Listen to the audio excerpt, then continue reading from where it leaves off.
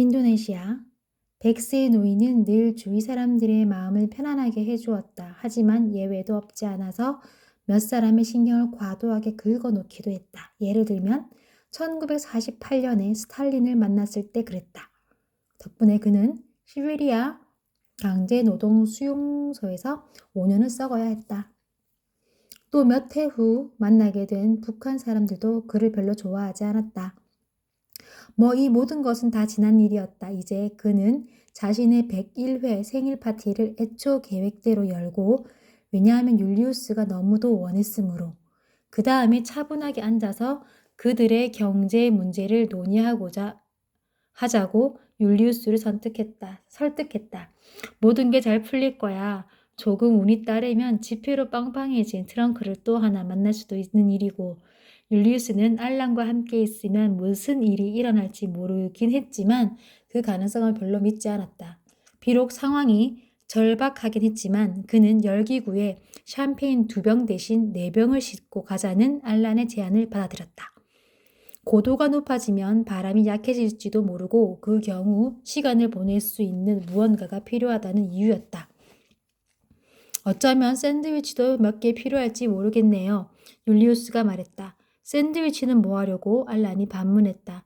최근 들어 호텔 매니저는 한 노인네와 그보다 더 훨씬 늙은 그의 친구를 면밀히 주시하고 있었으니 그들이 지불하지 않은 청구서 금액이 무려 15만 달러를 넘어섰기 때문이었다. 물쓰듯 돈을 쓰는 두 스웨덴 노인 덕분에 지난해 번 돈에 비하면 이 액수는 세 발에 피었지만 그래도 그냥 넘기기에는 너무 많았다. 며칠 전부터 매니저는 그 두 양반을 은밀히 감시하기 위해 사람을 붙였다. 그들이 유리도 안 달린 창문을 통해 도주할 위험이 있기 때문이었다. 하지만 그는 윤손 씨와 칼손 씨에게 감사하는 마음도 없지 않았다. 윤손 씨는 이번 주 안에 새로 돈이 들어온다고 상당히 믿을 만하게 암시했었다. 게다가 윤손 씨가 지갑을 열면서 벌벌 떤 것은 이번이 처음이 아니지 않은가. 어쩌면 이 고객은 단지 자기 지폐를 너무 사랑하기 때문에 이러는 것인지도 모른다. 세상에 그렇지 않은 사람이 어디 있는가. 결국 매니저는 조용히 기다리면서 해변에서 열리는 더 늙은 노인네의 생일 파티에 케이크 하나를 들고 신중하게 고른 축하의 말과 함께 참석하는 편이 전략적으로 현명하다고 판단했다. 알란 외에도 율리우스, 호텔 매니저, 그리고 열기구 조종사가 생일 파티에 참석했다. 구스타브 스펜손도 참석하고 싶었지만 그러기를 삼갈 정도의 상식은 있었다. 열기구는 한껏 부풀러져서 이륙할 준비를 하고 있었다. 이제 야자수에 매인 밧줄 하나만 풀리면 열기구는 하늘로 두둥실 떠오를 거였다. 조종사의 9살배기 아들은 한없이 슬픈 얼굴을 하고서 열기구의 온도를 조절하고 있었다. 아, 몇 미터 떨어진 저 케이크 옆에 있을 수 있다면 얼마나 좋을까. 알라는 101개의 촛불을 언짢은 눈으로 쳐다보았다. 돈을 이처럼 낭비해서야 쓰겠는가. 그리고 시간도 말이다. 율리우스가 매니저의 금 라이터, 어쩌다 보니 그게 그의 호주머니 안에 들어와 있었다. 로 그것들을 일일이 켜기 위해서는 몇 분이 걸렸다. 그래도 케이크는 맛이 제법 괜찮았다. 그리고 샴페인도 진짜 샴페인이었다. 진한 술이 없어서 살짝 아쉽긴 하지만 그래도 이게 어딘가. 바로 이때 상황이 예기치 못한 방향으로 흘러갔다. 매니저가 한마디 하려고 자기 잔을 탁탁 두드렸다. 오늘 친애하는 칼손 씨의 생일을 맞이하여 알란이 그의 말을 끊었다. 네, 고맙소, 매니저 양반. 정말로 훌륭한 말씀이었소. 하지만 우리 내 다음번 생일날까지 이렇게 서 있을 건가? 자, 이제 그만 열기구에 오르면 어떻겠소? 매니저는 할 말을 잊어버렸고 열리우스는 조종사에게 오케이 사인을 냈으며 조종사는 먹고 있던 케이크 조각을 즉시 내려놓았다. 네, 알겠습니다. 공항 기상대에 전화를 해서 바람이 여전히 괜찮은지 알아보고 오겠습니다. 금방 다녀오겠습니다. 지루한 연설을 듣게 될 위기를 모면한 일행은 우르르 열기구로 몰려갔다. 열기구 바구니에 오르는 일은 101살 먹은 노인에게도 전혀 어렵지가 않았다.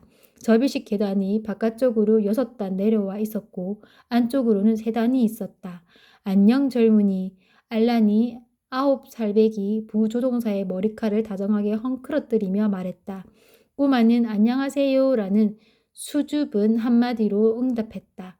자기 위치를 지킬 줄 알고 조종에도 능숙한 아이였다.